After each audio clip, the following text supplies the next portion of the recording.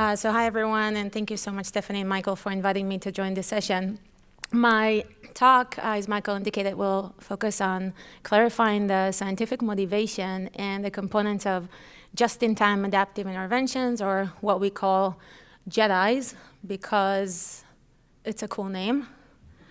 Yeah, that's about it. It's just a cool name. More specifically, I mean, some people pronounce it JETIs, right? But I think it's less cool, right? Anyway, never mind. Don't tell Donna Metz I said that. She likes the JETI, right? So first of all, I'm going to define just-in-time adaptive interventions. And then I'll talk about some opportunities for designing JEDIs to help people manage stress. Then I'll talk about the key components of JEDIs and some challenges in terms of our ability to develop JEDIs based on existing evidence. All right. So there's a lot of enthusiasm in recent years for designing JEDIs. JEDIs have been developed, pilot tested, evaluated across a wide variety of health behavior domains. These are just a few examples. What I'm interested in is in whether we can use JEDIs to help people regulate stress as stress occurs in real time. Now, I know that stress is a complex construct, I get it, but just for simplicity, let's define it as a state that is characterized by high arousal and low valence. And if you think about it, many circumstances, context in our real life, real world, can trigger these experiences, can trigger stress experiences. So think, for example, about your child having a temper tantrum in the middle of a grocery store, right? This is, by the way, not my child, just to make it clear. To those of you who are not familiar with the concept, think about your sweet child throwing himself on the floor in the middle of a grocery store, screaming like crazy, and as screaming becomes louder and more people gather around you to observe the show, you feel that your heart's rate is racing, you start sweating, your face becomes red, and inside it feels like you're about to explode. Now, the funny thing about it is that most of us are familiar with these brief strategies that we can use in real time to regulate these experiences. The most basic example is take a deep breath and count to 3, right? But the interesting thing is that for all kinds of reasons, we often fail to engage in these very brief activities in real time when stress happens. So my question is, can we prompt people, can we engage them to use this real-time strategies when they experience stress in real life? So lucky for me, I was able to join this amazing team of researchers. It's called MD2K. It's a center funded by NIH that focuses on translating sensor data to knowledge. And what we do as part of this collaboration, we're developing Sense to Stop. This is a simplified version of Sense to Stop. Sense to Stop is a smoking cessation JEDI. It's supposed to help people regulate stress when they attempt to quit smoking. And what's the rationale? The rationale is that when people attempt to quit smoking, if they experience stress, the stress episodes would lead to a slip, to a lapse, which would lead to full relapse, which we don't want. And this is why in Sense to Stop, smokers attempting to quit, they wear this collection of sensors, including galvanic skin response, respiration sensors, and ECG. And you see this is what it looks like here. It's very uncomfortable, but people do wear it. These sensors, they monitor continuously people's physiology, and there's an algorithm on the phone that uses this massive amount of data to classify every given minute in terms of whether or not there's sufficient evidence of stress. As soon as stress is detected, the phone lights up and recommends that the person would engage in a self-regulatory activity, in a brief exercise to help them regulate stress. The phone contains all kinds of exercises. Some of them we developed, some of them are commercially available. So, why is this a JEDI? Well, first of all, it's a JEDI because it's an intervention. And many people find it trivial, but people also confuse JEDIs with experimental designs and with data analytic methods. And JEDIs are not experimental designs, and they're not data analytic methods. By definition, a JEDI is just an intervention design, in the sense that it guides how we should provide interventions. Now, don't get me wrong, we can talk about this later if we have time. JEDIs can incorporate experimentation, not for research purposes, experimentation and data analytics, but in their basic features, a Jedi is an intervention design. It just guides how we should provide interventions. And more specifically, Jedis, they guide the provision of just-in-time support. So what does it mean just-in-time? Many people think that our team collaborators came up with this concept of just-in-time, which is really not the case. The concept just-in-time has long traditions in many fields, and I think that particularly in manufacturing and education. And in these fields, just-in-time, it captures an attempt to provide the right type of support at the right time while minimizing waste or any disruptions to the desired process.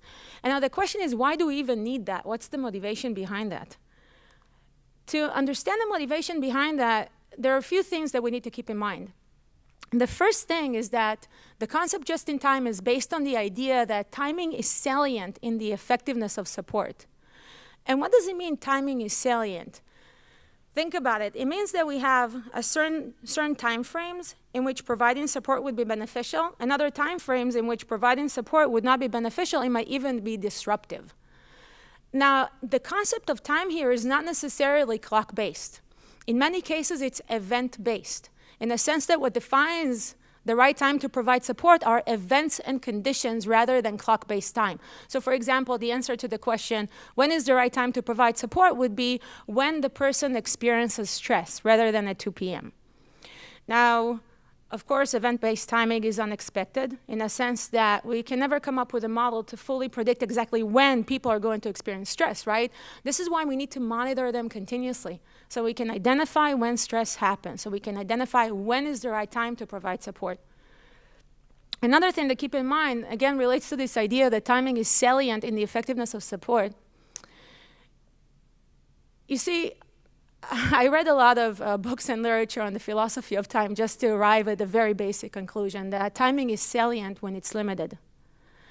When we have all the time in the world to do something, we don't care much about time. But when timing is limited, this is when we really care about it. And if you look at literature, manufacturing, and education, you realize that the concept just in time was motivated by the need to address conditions that change relatively fast. Every few days, few hours, few minutes, even seconds. So let me summarize this for you. The concept just-in-time means an attempt to provide the right type of support at the right time while minimizing waste or any disruptions to the desired process. It is motivated by the need to address conditions that change rapidly and unexpectedly. To address conditions that change rapidly and unexpectedly, what do we need to do? We need to monitor people continuously so we can identify when is the right time to provide support. And we need to provide the right type of support as soon as the right time occurs, and only when the right time occurs, because we want to minimize waste, right? In other words, what I want you to notice is that to operationalize just in time, to address conditions that change rapidly and unexpectedly, we need adaptation. And that's the adaptive part of an adaptive intervention. See this process here? That's an adaptation process. So what's adaptation? Adaptation is the use of ongoing information about the person to decide what to do. And it's useful to operationalize adaptation by using decision rules. Look, this decision rule describes sense to stop, the simplified version of it. Every minute, if stress is yes, provide a prompt, otherwise do nothing. Now, this description includes 5 key elements. And in fact, Jedis more broadly include 5 key elements. The first element is the tailoring variable. Tailoring variable is information about the person that we use to decide what to do. Here we use information about stress to decide whether or not to provide a prompt. The second element is the intervention options. These can be different types of interventions, different modalities that you use to intervene, different dosages, and so on. And here, I want you to notice that there are 2 intervention options, either to provide a prompt or not, either to provide support or not. The third element is the decision rule. And you see all this here, this box is a decision rule. The decision rule specifies what to do under what conditions. It links information about the tailoring variables to intervention options.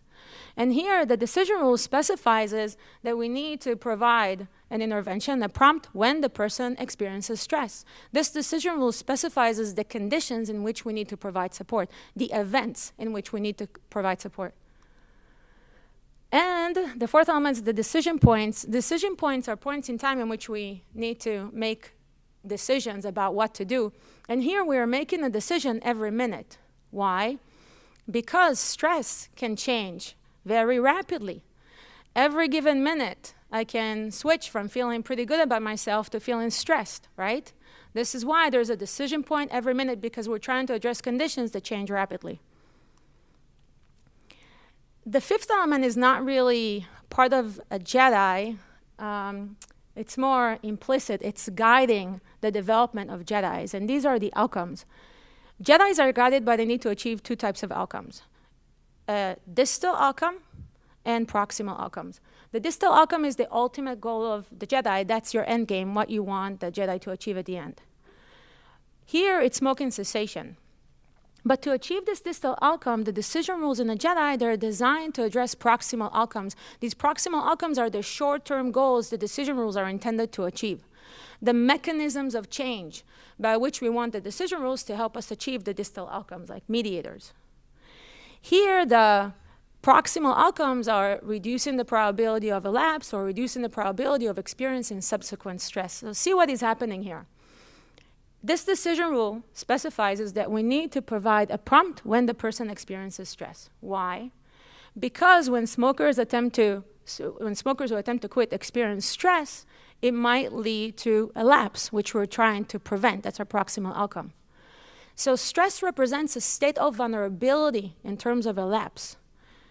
To break the link between the state of vulnerability and a lapse, we provide support, we provide a prompt. Why? Because by doing that, we'll be able to prevent a lapse and in turn promote smoking cessation.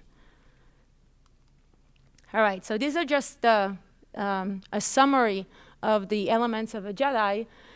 What I want you to notice is that the tailoring variables, the decision rules, and the intervention options, these three elements are part of the adaptation process. That's what we mean when we say adaptation. It's a process where you monitor the person continuously to obtain information about the tailoring variable. Then you use this information to individualize, to offer different options to decide what to do. And you can use decision rules to operationalize this individualization.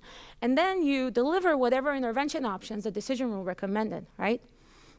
This decision rule, this adaptation process, is triggered at decision points, and it is guided by the need to address proximal outcomes that can help us achieve the long-term goal of the intervention.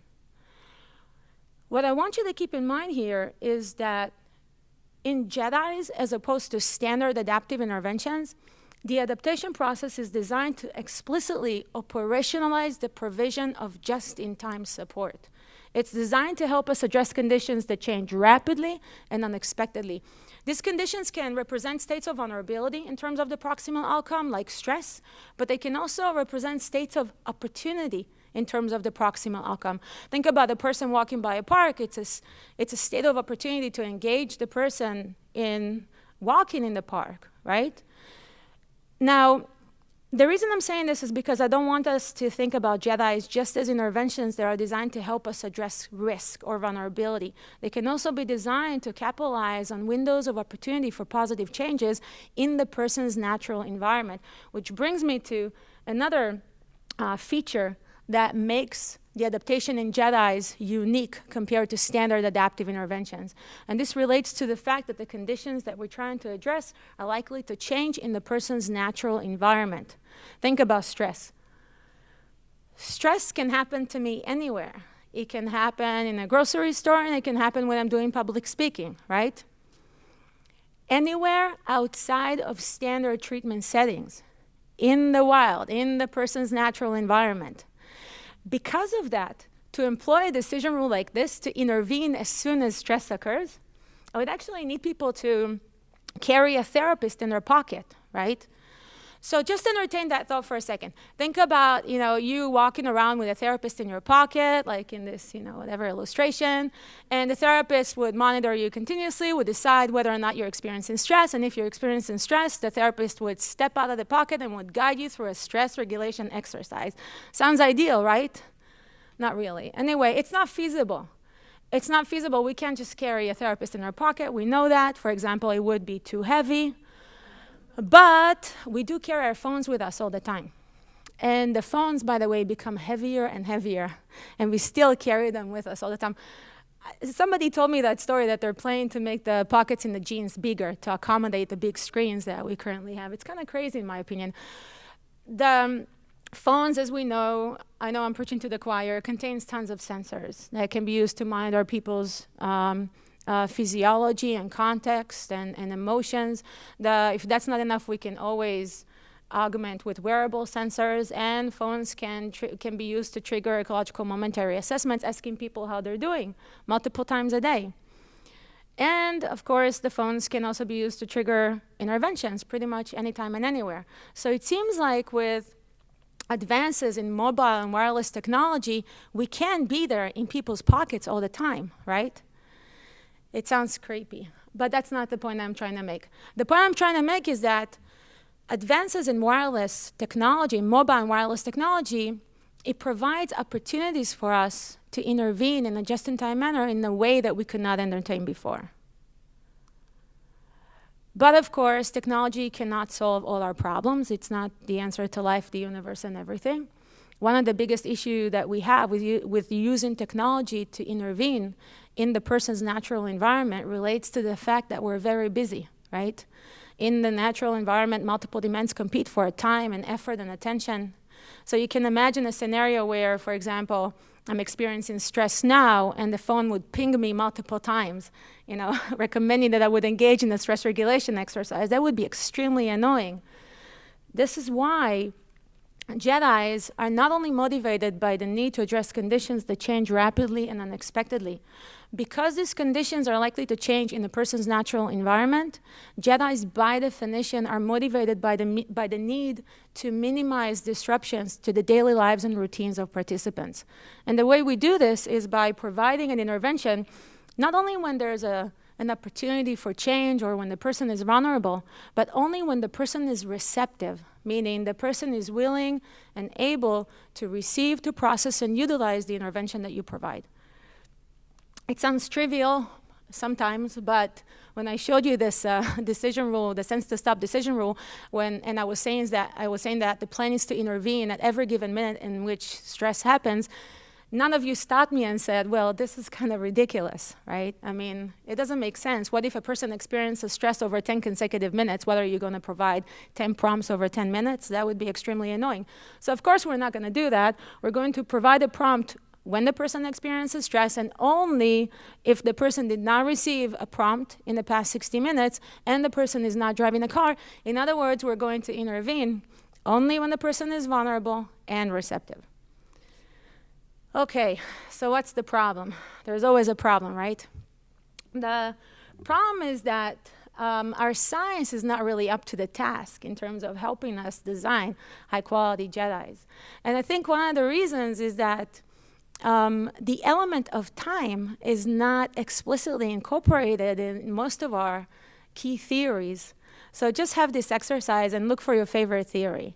And try to find words like time, timing, duration, rate of change. What you're going to realize is that these terms are rarely mentioned. And it is important to incorporate the element of time in theorizing, because I don't know if you notice how many times I mentioned the word time in my presentation.